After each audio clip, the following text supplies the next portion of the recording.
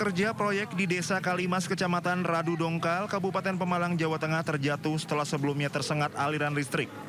Insiden ini terjadi saat kedua pekerja sedang bekerja di atas bangunan yang masih dalam tahap pengerjaan. Mas Rehan sudah mulai membaik ini bersama keluarga sama teman-teman. Mas Rehan lambaikan tangan.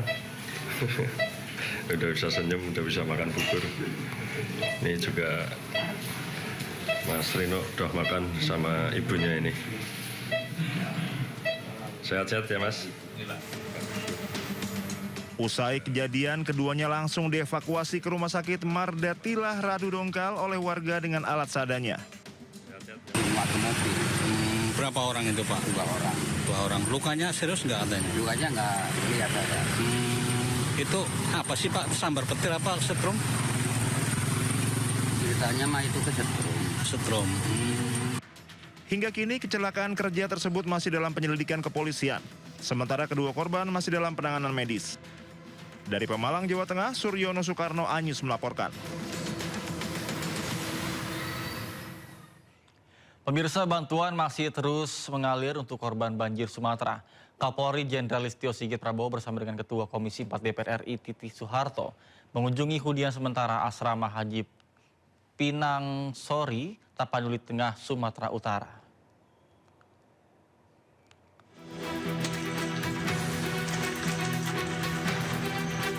Kepolisian Resor Cimahi meringkus 2 remaja yang diduga pelaku pembunuhan terhadap seorang pelajar SMP. Korban sebelumnya ditemukan tewas di lahan bekas wisata Kampung Gajah, Cihideng, Parompong, Kabupaten Bandung Barat, Jawa Barat. Jasad korban ditemukan oleh sekelompok orang yang tengah melakukan aktivitas penelusuran misteri malam dan menyiarkan secara langsung di media sosial. Kedua pelaku berhasil diamankan dalam waktu kurang dari 1 kali 24 jam setelah jasad korban ditemukan. Polisi menyebut motif pembunuhan dilatar belakangi rasa sakit hati karena korban ingin menghentikan pertemanan dengan pelaku. Bahwasanya motifnya secara garis besar yang perlu kami sampaikan adalah pelaku merasa sakit hati terhadap korban, di mana korban memberikan pernyataan sikap bahwa untuk menghentikan pertemanan dengan pelaku. Sehingga itulah yang membuat akhirnya pelaku sakit hati dan akhirnya menyusul dari Garut menuju ke kota Bandung dengan niatan memang untuk menghabisi atau membunuh korban. Berdasarkan hasil olah TKP dan visum, korban mengalami sejumlah luka akibat benda tumpul dan tajam. Saat ini kedua pelaku yang masih di bawah umur masih menjalani pemeriksaan intensif di Polres Cimahi.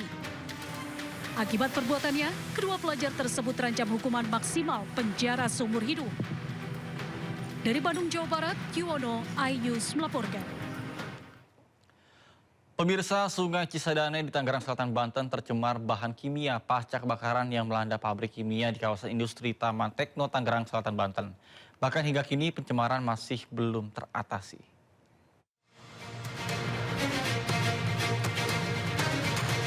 Sungai Cisadane di Tangerang Selatan, Banten tercemar bahan kimia pasca kebakaran yang melanda pabrik kimia di kawasan industri Taman Tekno, Tangerang Selatan, Banten. Akibat peristiwa ini, polisi memeriksa 7 orang saksi terkait kebakaran yang terjadi. Polisi juga tengah menunggu hasil uji laboratorium forensik untuk melanjutkan proses hukum lebih lanjut. Sementara usai kejadian, Kementerian Lingkungan Hidup menyegel pabrik. Selain menyegel pabrik, Kementerian Lingkungan Hidup juga akan melakukan audit lingkungan terhadap pengelolaan pabrik kimia tersebut. Kementerian Lingkungan Hidup juga akan segera melayangkan gugatan perdata atas pencemaran yang terjadi di Sungai Cisadane. Kami akan memerintahkan pengelola kawasan untuk melakukan audit lingkungan secara presisi untuk mengambil langkah-langkah yang diperlukan. Gudang chemical ini di tengah-tengah hiruk pikuk masyarakat ini tentu tidak sederhana pengelolaannya. Langkah-langkah seperti kemarin seandainya sangat proven, tentu mengalirnya jauh ke alam yang cukup luas ini bisa dicegah di kemudian hari. Untuk itu audit lingkungan akan kita mintakan sebagai bentuk sanksi administrasi paksaan pemerintah kepada pengelola kawasan juga terhadap tenan yang menyebabkan terjadinya kasus ini. BPBD Kota Tangerang bersama relawan menuang 1.500 liter cairan ekoenzim ke Sungai Cisadane di Tangerang Selatan, Banten. Cairan yang dipastikan aman ini dapat membantu menetralisir sungai dari pencemaran. Proses menuang cairan penawar ini dilakukan secara bertahap. Langkah ini dilakukan sambil menunggu hasil audit lingkungan yang diminta Kementerian Lingkungan Hidup. Tim Liputan iNews melaporkan. Informasi lainnya pemirsa, bantuan masih terus mengalir untuk korban banjir Sumatera. Kapolri Jenderal Listio Sigit Prabowo bersama dengan Ketua Komisi 4 DPR RI, Titi Soeharto mengunjungi hunian sementara Asrama Haji Pinangsori, Tapanuli Tengah, Sumatera Utara.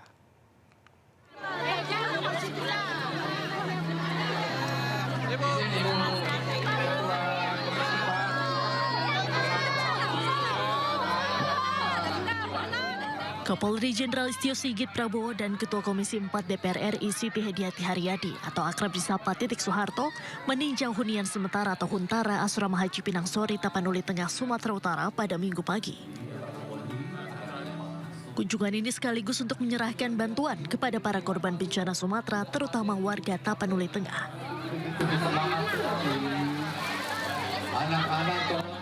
Polri menyerahkan bantuan 16 truk yang berisi paket sembako, peralatan sekolah, peralatan pertanian, peralatan ibadah, bahan material hingga hand traktor.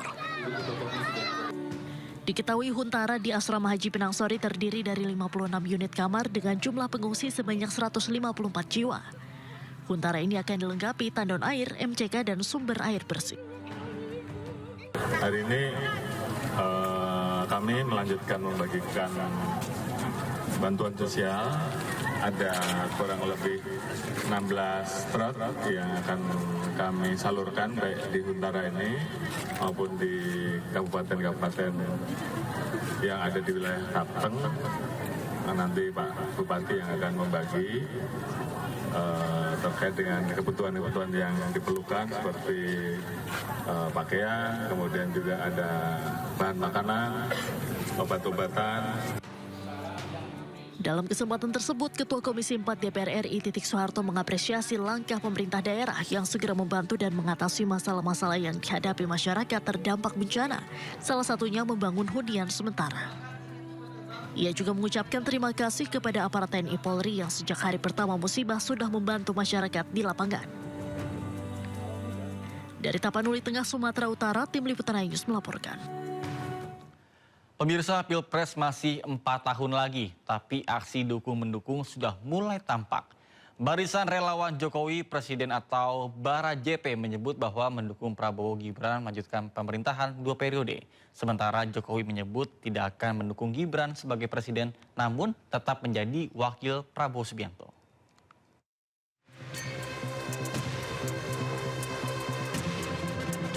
Walau pertarungan Pilpres masih 3 tahun lagi, namun sejumlah partai politik termasuk barisan pendukung mulai memanaskan mesin politik mereka. Salah satunya Bara JP atau Barisan Relawan Jokowi Presiden. Mendatangi kediaman Jokowi di Solo, Jawa Tengah, sejumlah pengurus Bara JP mengaku menemui Presiden ke-7 itu untuk berdiskusi tentang peta perpolitikan jelang pemilihan Presiden 2029. Ketua Umum Bara JP Willem Frans Ansanay juga menegaskan kedatangan mereka ke rumah Jokowi untuk kembali menegaskan bahwa Bara JP mendukung pemerintahan Prabowo Gibran 2 periode sesuai arahan Jokowi. Tidak harus diganti di tengah jalan, sehingga itulah persepsi paradigma kami Bara JP mendukung apa yang disampaikan oleh Jokowi bahwa pemerintah Prabowo Mas Gibran itu 2 periode. Selain barisan pendukung Jokowi, Jokowi yang tak lain ayah Wapres Gibran Raka Buming Raka sudah sejak jauh hari menegaskan mendukung Prabowo Subianto dan Gibran Raka Buming Raka melanjutkan kepemimpinan untuk periode kedua. Nama Mas Gibran disebut potensial jadi capres 2029.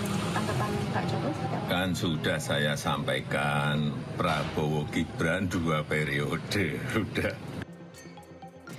Walaupun berambisi mendukung Gibran melanjutkan kepemimpinan, Jokowi menegaskan tidak ada niat mendorong Gibran maju sebagai calon presiden, namun tetap bersama Prabowo sebagai wakil presiden. Tim Liputan iNews melaporkan.